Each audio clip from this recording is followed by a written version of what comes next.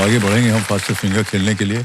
आपका ध्यान आ जाए कंप्यूटर स्क्रीन के ऊपर। रेडी कंटेस्टेंट देवियों सज्जनों, यदि आप घर बैठे बैठे सोनी लिप पर हमारे साथ आप फास्टर फिंगर राउंड खेल रहे हैं तो आपको मिल सकते हैं एक्स्ट्रा पॉइंट्स। रेडी कंटेस्टेंट्स, ध्यान कंप्यूटर स्क्रीन के ऊपर। फास्टर फिंगर फर्स्ट का प्रश्न आपकी स्क्रीन के ऊपर ये रहा। इन भारतीय क्रिकेट स्टेडियम को पूर्व से पश्चिम के क्रम में लगाएं। Arrange these Indian cricket stadiums from the east to the west. और आपके ऑप्शन है ये आपके सामने। A Eden Gardens, B Wankhede stadium, C Chinnaswamy stadium, D MA Chidambaram stadium.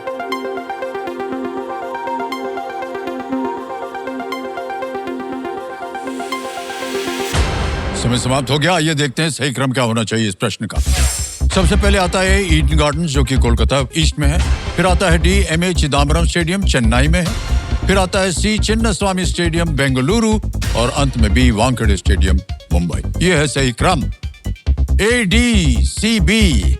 आइए देखते हैं किन किन लोगों ने इसी क्रम में उत्तर दिया है। केवल दो ने और सबसे कम समय कैलाश राम भाव उनके वार्ड।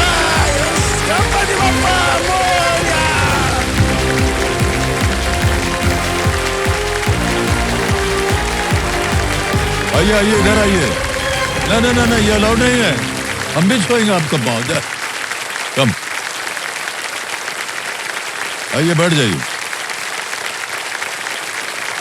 बहुत बहुत बधाई आपको कैलाश जी। और साथ में आपको मिलता है कल्याण ज्वेलर्स की ओर से एक सोने का सिक्का।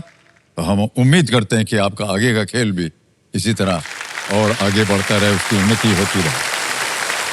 कल्याण भव। और कैलाश जी, आपको हम बताना चाहते हैं देव सज्जनों की अभी फास्टर फिंगर फर्स्ट में केवल दो लोगों ने उत्तर दिया था और जो सही थे और जो सबसे कम समय में जो फास्टेस्ट थे वो आकर के यहाँ बैठ गए। उनका नाम है कैलाश राम भाव। ये कांडा बुद्रक महाराष्ट्र है। ये कहाँ जगह है ये? सर ये अपना संभाजीनगर जिला है।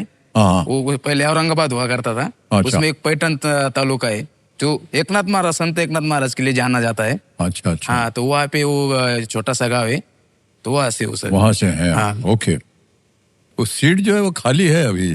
सर जी वो बात ऐसी है कि हम दो पति पत्नी और बाबूजी वो लगभग 80 साल के, और माताजी को अभी इसी साल जून से माताजी और दो बच्चे उनको जिले के स्थान पर रखा है पढ़ाई के लिए।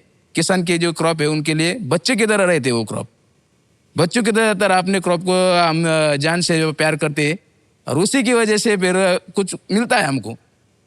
तो फिर हाँ, दोनों इधर आ गए तो फिर बाबूजी का भी ख्याल रखने के लिए नहीं रहेगा घर पे, और क्रॉप का भी ख्याल रखने के लिए नहीं रखेगा।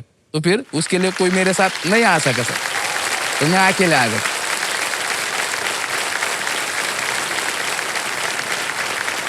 जितने भी आपके सपने हैं, जितने भी आपके दुख दर्द हैं, वो सब पूरे हो जाए आज।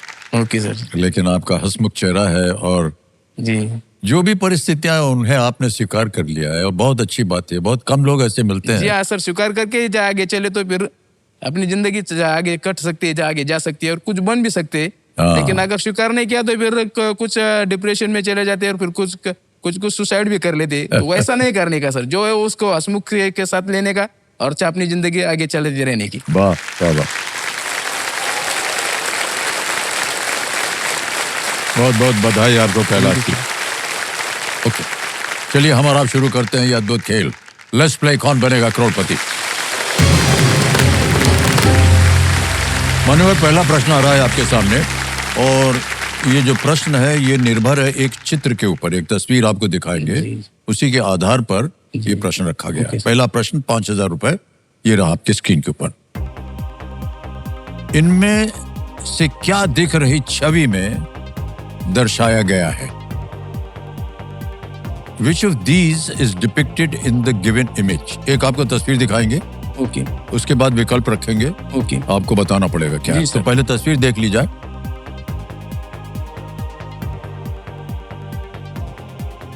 जी सर, देख लिया जी। अब विकल्प दिखाता हूं आपको और आपके विकल्प ये रहे। ए तोरण, बी कलश, सी रंगोली या डी धूप। सर जी हमारे जो उत्सव होते हैं हमारे तरफ उसमें दरवाजे पे लगाते और इसको तोरण बोलते। तो क्या मैं करें?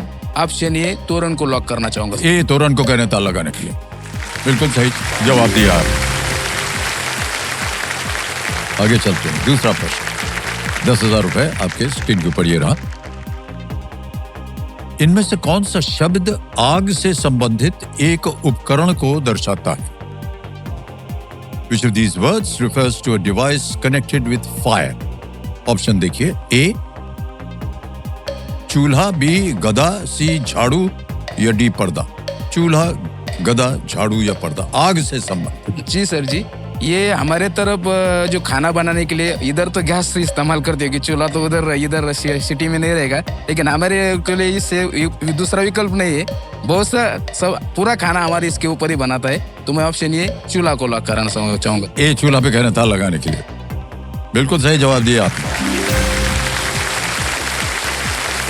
ऐसा मत सोचिए कि चूल्हा के बारे में लोगों को पता नहीं है।